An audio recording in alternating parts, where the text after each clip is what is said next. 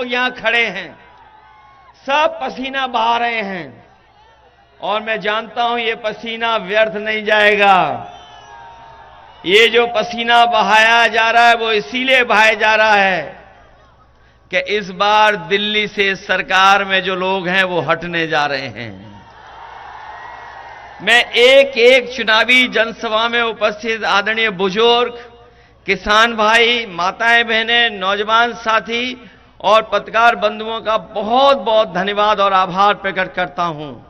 मैं जहां देख रहा हूं पंडाल में तो लोग हैं ही हैं, लेकिन पंडाल के बाहर भी मैं देख रहा हूं दूर तक हमें लोग दिखाई दे रहे हैं, चाहे वो दाएं हाथ पर हों और चाहे बाएं हाथ पर, जहां छिपाने के लिए और छिपने के लिए, इस दोपहरी से बचने के लिए कोई जगह नहीं है, लेकिन सर पे अपना गमछा रख करके भी आप लोग जो समर्थन दिखा रहे हैं, सहयोग दे रहे हैं, मुझे पूरा भरोसा है कि इस बार इंडिया गठबंधन के प्रत्याशी वीरेंद्र चौधरी जी ऐतिहासिक वोटों से जीत करके जाने वाले हैं। ये बड़ा इत्तेफाक है इस बार, आज आखिरी दिन जब मैं महाराजगंज से मैं आया हूं तो बड़ा इत्तेफाक देखने को मिल रहा है। हमारे पत्रकार साथी जानते होंगे और यहां जितने लोग हैं, जागरूक लोग हैं, वो जानते होंगे, इधर पता नहीं क्या हो गया है दिल्ली वालों को। जो हमारे प्रधान सांसद जी हैं वो आजकल न जाने क्यों मां के पीछे पड़े हुए हैं। जो मां शब्द है, जो हमारे दिल्ली वाले प्रधान सांसद जी हैं, पता नहीं क्यों जो शब्द मां है उसके पीछे पड़े हुए हैं। और जब से उन्हें घबराहट हुई है, न केवल वो खुद डगमगाए हैं बल्कि उनकी जबान भी लड़खड़ाई है। और इधर जो सुनने को मिल रहा है कि जब उनकी ऊंचाई से जो गिरावट शुरू हुई है, जो वो गिरते जा रहे हैं, न जाने कहां जाकर के गिरेंगे, और जिनका काउंटडाउन शुरू हो गया है, वो लोग क्या कहते थे इस चुनाव में, कभी मीट की बात की, कभी मच्छी की बात की, कभी मुजरे की बात की, और अब सुनने में आया कि महात्मा गांधी जी की बात कर रहे हैं। ये जितने शब्द इन्होंने बोले हैं ये सब एम से शुरू होते हैं, मां से शुरू होते हैं, लेकिन ये एम शब्द के पीछे तो पड़े हैं, लेकिन मैं देख रहा हूं इस बार एम से महाराजगंज भी है, मां से महाराजगंज भी है। वो अगर उधर पीछे पड़े हैं तो महाराजगंज भी वाले भी इन भारतीय जनता पार्टी के लोगों के पीछे पड़े हैं। जब तक जमानत जब्त नहीं होगी तब तक महाराजगंज के लोग शांति से बैठने वाले नहीं हैं। जो लोग 400 पार का नारा दे रहे थे, जो लोग 400 पार का नारा दे रहे थे, बताओ 7वें चरण तक आते आते वो नारा अपना भूल गए कि नहीं भूल गए? और न केवल नारा भूल गए हैं, अब उन्हें डर सता रहा है कि कहीं 400 न हार जाएं। और सच्चाई तो यही है, हमने आपने थोड़ी देर में समझने की कोशिश की। सोचिए उन्होंने क्या नारा दिया, नारा दिया 400 पार। हम लोग बाद में समझ में आया कि 400 पार का मतलब हुआ कि 543 में 400 पार मतलब 143 सीटें, 400 हार मतलब 143। और सच्चाई तो यह है कि जनता का गुस्सा 7वें आसमान पे पहुंच गया है और 140 करोड़ की जनता इनको 140 सीटों के लिए तरसा देंगे। और सुना है कि अब वो दूर कहीं चले गए हैं। सुना है परिणाम आने से पहले ही दूर चले गए हैं कहीं। कहीं तपस्या के लिए दूर चले गए हैं,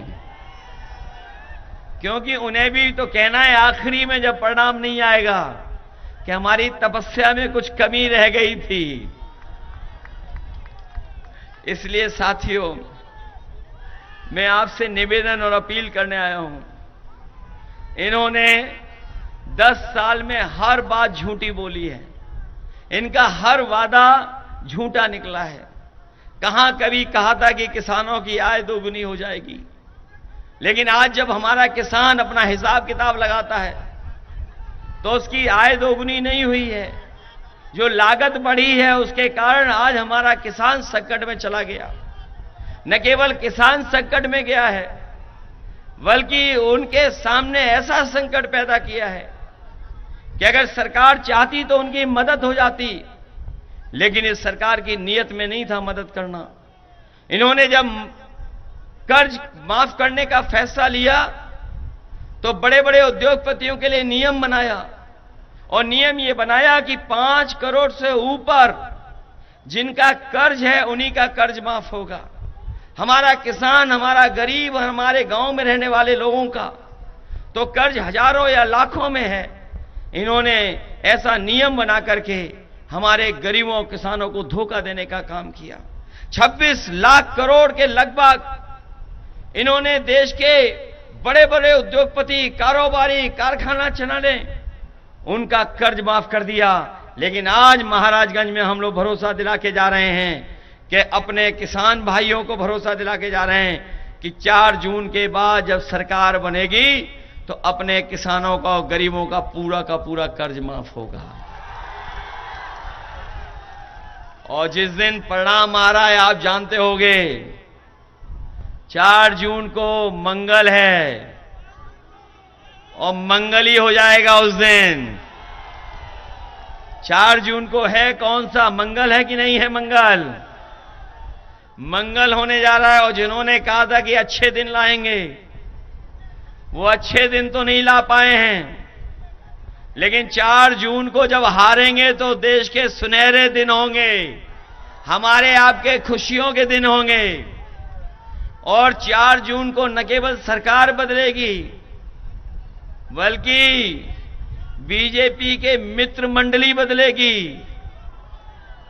4 जून को मंगल के दिन न केवल मित्र मंडली बदलेगी, मंत्रिमंडल बदलेगा और मीडिया मंडल भी बदल जाएगा।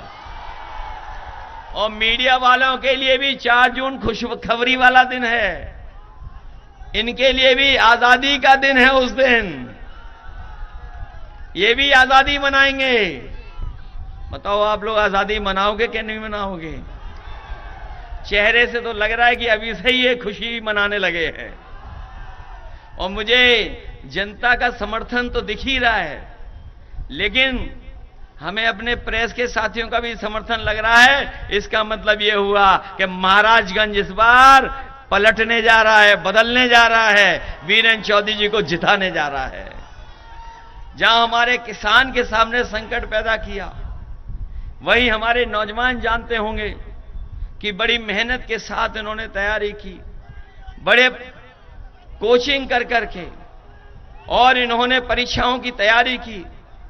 जब भी ये लोग परीक्षा देने गए और घर लौट करके आए तो पता लगा कि जो परीक्षा लिख करके आए उसका पेपर रद्द हो गया है, पेपर लीक हो गया है। और अभी तक जितनी भी भर्तियां हुई हैं या जितनी भी परीक्षाएं हुई हैं, सबके पेपर लीक करा दिए। और याद रखना नौजवान साथियों, ये पेपर लीक नहीं हुए हैं, ये सरकार ने जानबूझ करके पेपर लीक किए हैं। और इसलिए किए कि जिससे कि आपको नौकरी ना देनी पड़े, इसलिए पेपर लीक किए हैं। और पेपर लीक होने से आपको नौकरी तो मिली नहीं है, लेकिन जरा सोचना जाकर के इन बीजेपी के लोगों ने 10 साल में आपका 1/3 जीवन बर्बाद करने का काम किया है। 1/3 जीवन बर्बाद किया है। न केवल इन्होंने नौकरियों के पेपर लीक कराए, बल्कि हमारा यहां का नौजवान जानता होगा, जो सपना देखता था कि भाग दौड़ कर करके जब फौज में भर्ती हो जाएगा तो उसे वर्दी पहनने को मिलेगी, उस सपने को भी तोड़ने का काम किया। जो नौकरी पक्की थी उस नौकरी को आधा अधूरा बना दिया, और ऐसा आधा अधूरा बनाया अग्निवीर वाली व्यवस्था में कि अगर वो शहीद हो जाएगा तो उसको सम्मान नहीं मिलेगा, जो सुविधाएं हैं वो भी नहीं मिलेंगी। इसलिए अपने नौजवानों को हम कह के जा रहे हैं कि आने वाले समय में जब सरकार बनेगी तो ये अग्निवीर व्यवस्था हमेशा हमेशा के लिए खत्म हो जाएगी। आपको पहले की तरह जो पक्की नौकरी थी, पक्की वर्दी पहनने को मिलती थी, वैसी ही आपको पक्की वर्दी और नौकरी देने का काम आने वाले समय में इंडिया गठबंधन करेगा। न केवल अग्निवीर व्यवस्था खत्म होगी, बल्कि आप जानते होंगे, सब लोगों ने बताया होगा मन से, कि 30 लाख सरकारी नौकरियां खाली पड़ी हैं जो इस सरकार ने जानबूझ करके नहीं भरी। ये जानते थे कि अगर भरेंगे तो नौकरी मिल जाएगी, लेकिन हमारे नौजवानों को नौकरी नहीं दी। 30 लाख नौकरियां अभी भी खाली हैं। हम अपने नौजवानों को भरोसा दिला के जा रहे हैं, आप तैयारी करिए, सरकार बनते ही 30 लाख नौकरियां आपको देकर के देने का काम करेंगे। इसलिए मदद करिए आप सब लोग। बताओ मदद करोगे कि नहीं करोगे? हम अपने खाकी वर्दी पहनने वालों को भी सावधान करने आए हैं।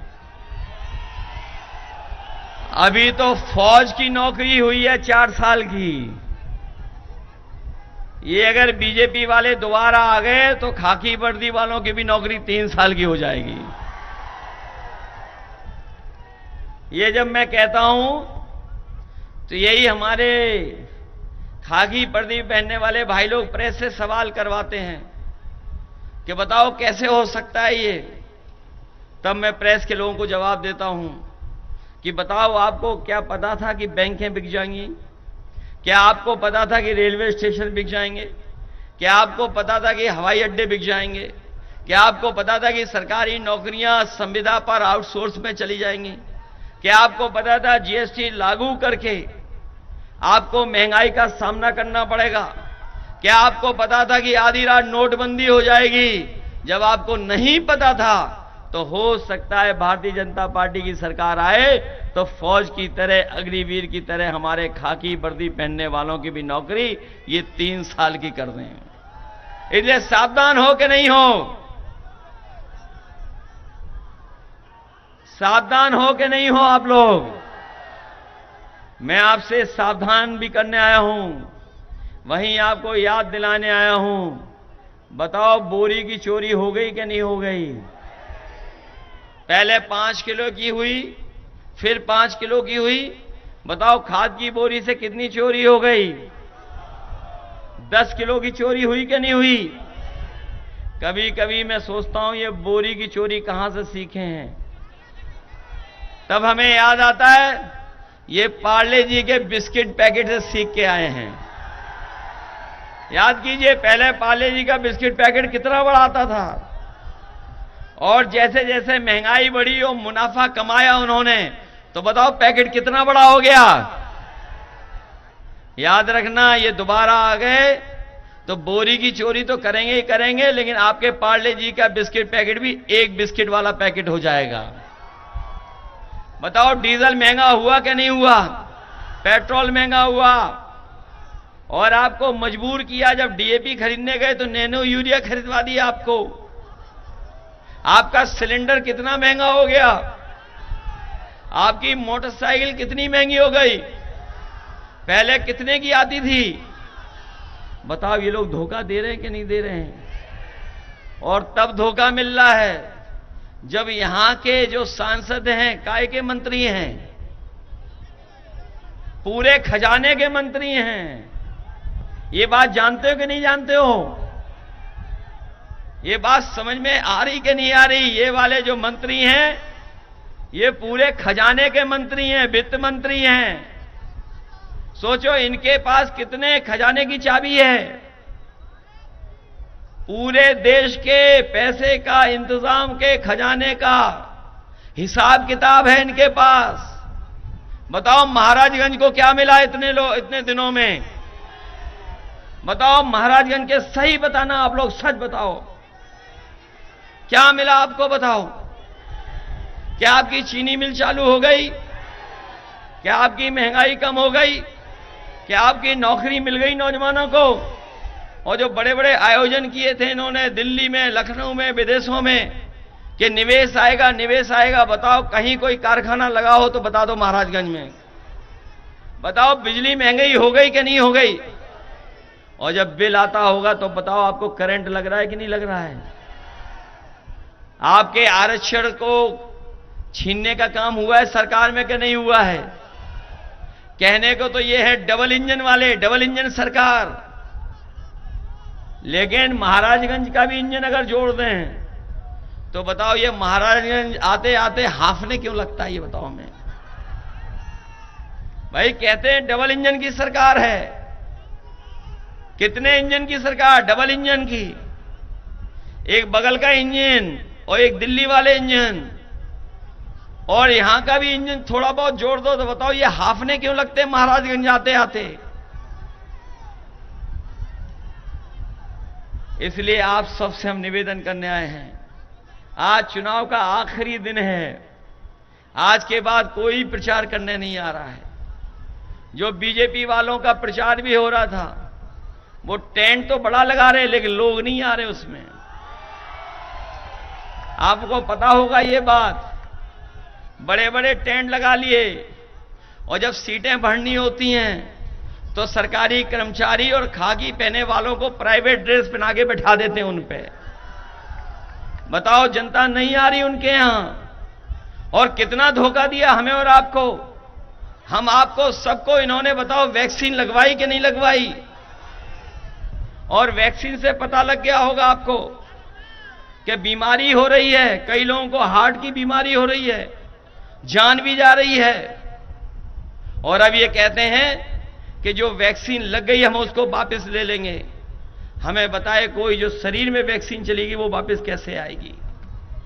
कोई अगर हिसाब किताब हो, ज्ञान हो तो हमें बता दो। और इन्होंने कितना पैसा वसूला इलेक्टोरल नाम से, इलेक्टोरल बॉन्ड से पैसा वसूला, किसी को नहीं छोड़ा इन्होंने। वैक्सीन की कंपनी से भी वसूल लिया पैसा। इसलिए साथियों, ये चुनाव हमारा आपका तो है ही है चुनाव, लेकिन ये चुनाव आने वाली पीढ़ी के भविष्य का भी चुनाव है।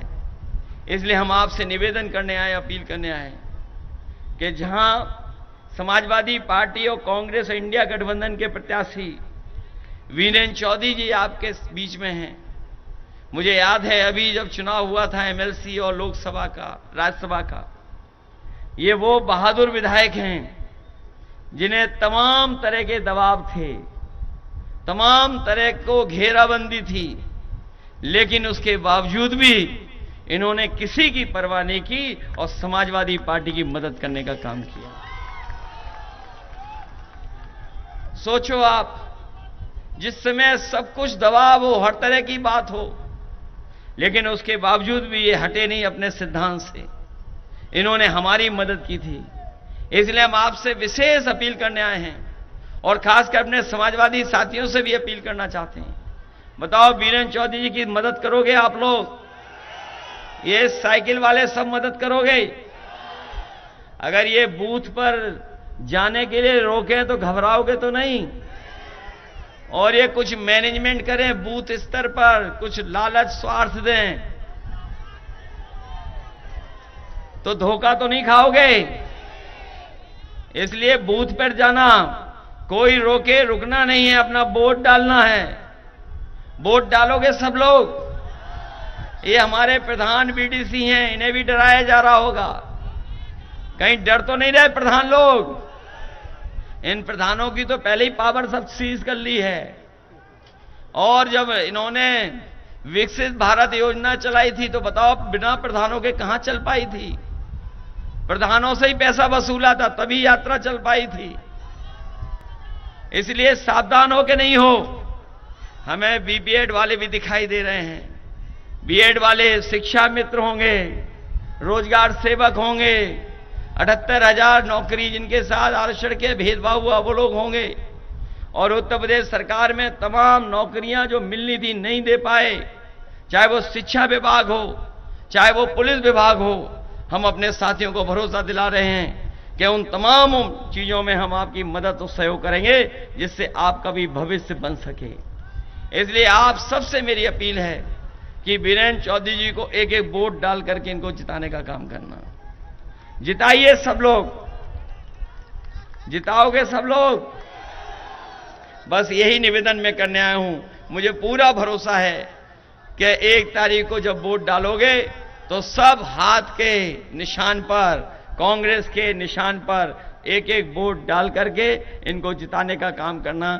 यही निवेदन, यही अपील मैं आप सबसे करना है। आप सबका बहुत बहुत धन्यवाद।